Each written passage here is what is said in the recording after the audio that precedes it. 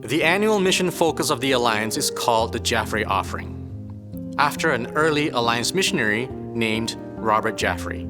He lived from 1873 to 1945. He was bold, ambitious, stubborn, ahead of his time, but most of all, he was faithful to the calling he felt from Jesus. Robert Jaffray was set for life. His father was a senator and owned the Toronto Globe, the leading Canadian newspaper at the time, forerunner to the Globe and Mail. He intended his son Robert to become CEO and inherit his empire of power, privilege, and wealth. But at the age of 16, Robert Jaffray encountered Jesus. He converted to Christianity and dedicated his life to missions. And his father was furious and refused to support him. Undeterred, Jaffray pursued missionary training and moved to China, where he planted churches and empowered local Christians to lead them. His vision of an independent, autonomous, self-leading, missionary-sending Chinese church was revolutionary for his time. And as East Asia destabilized due to political upheaval and war, he moved around, refusing to leave, sharing the gospel wherever he went: China, Vietnam, Indonesia, Malaysia, and the Philippines.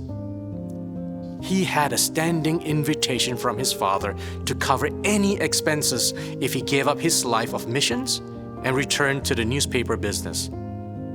And even when the Alliance invited him to return home and serve as a vice president, Jaffray declined and instead requested funds to start missions in Borneo. And when the denomination couldn't provide the necessary funds due to the Great Depression, Jaffray declared his intention to go to Borneo with or without funding, reminiscent of when he left his father's house so many years before. He had every opportunity to give up, come home, and live a life of privilege. And he didn't. He remained in Asia, despite the outbreak of World War II, and died in a Japanese prison camp.